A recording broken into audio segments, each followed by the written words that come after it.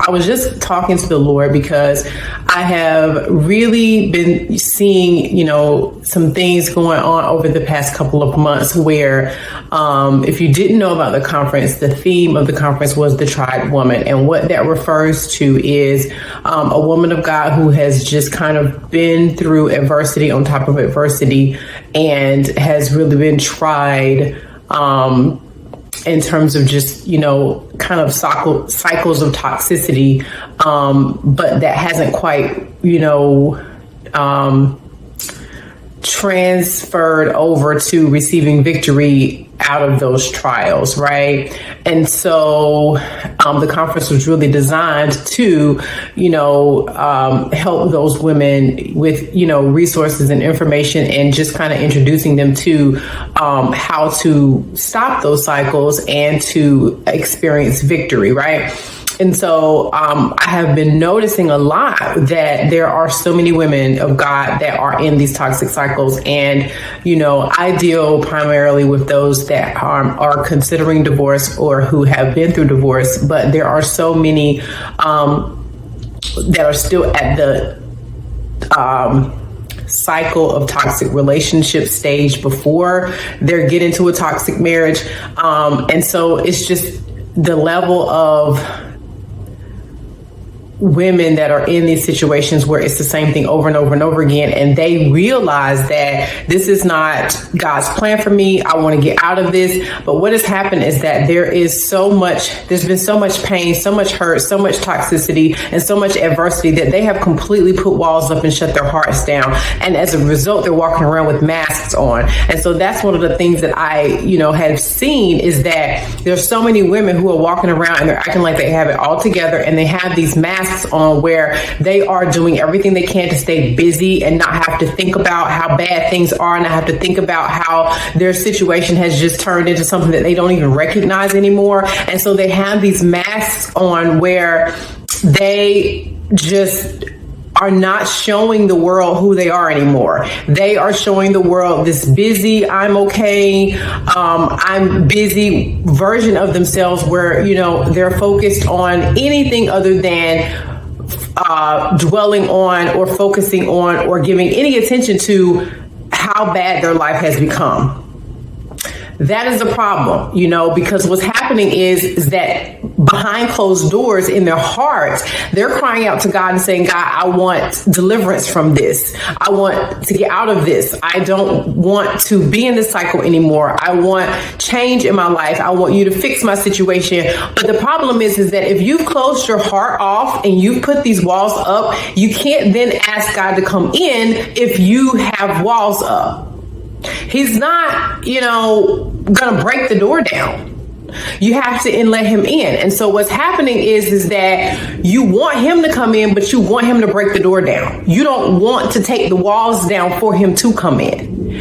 And so what's happening is that, yes, you're crying out to him, and yes, he wants to help you, but you won't take the walls down. And that means you've got to be vulnerable. That means you've got to admit that this sucks. This is not God's plan for me, and I don't like this.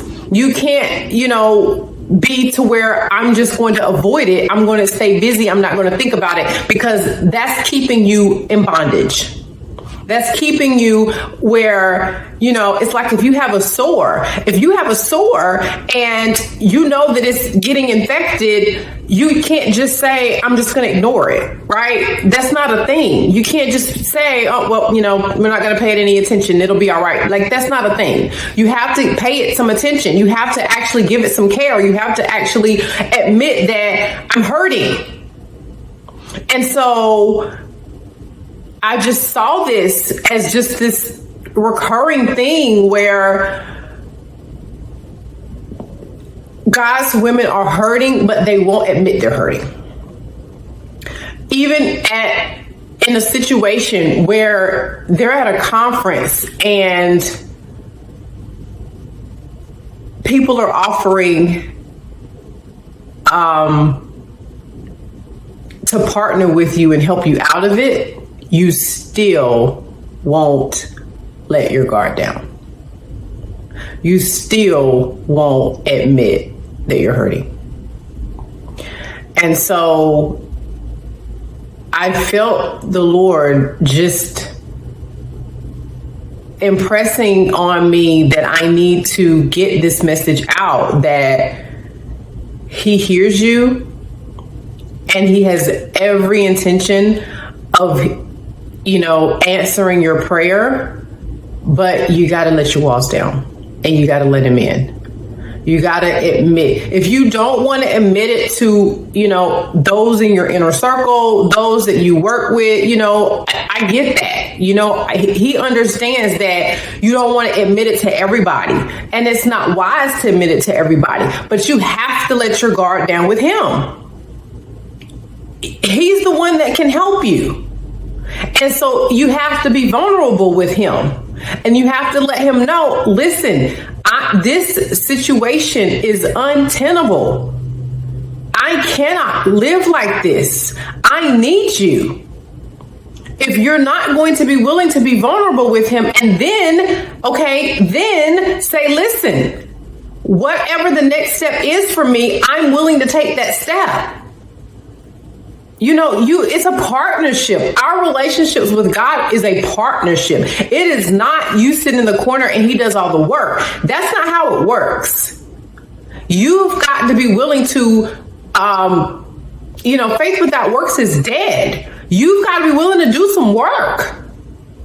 And that does not mean that you're participating in some religious, ritual type thing. We're not doing stuff just to be doing stuff. We want to hear God and do what he says to do. But at the same time, knowing that he's going to ask something of you. It's not going to just be, I just sit around. So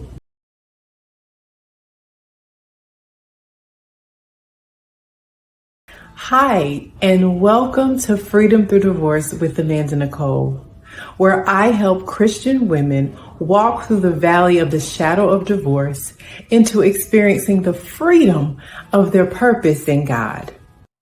If you like what you just heard, please consider visiting my website at www.freedomthroughdivorce.com and see how I might be able to help you through personal life coaching or personal development courses geared towards women considering or dealing with divorce. Also, please consider liking, sharing, and subscribing to this channel. God bless you, and I'll see you in the next video.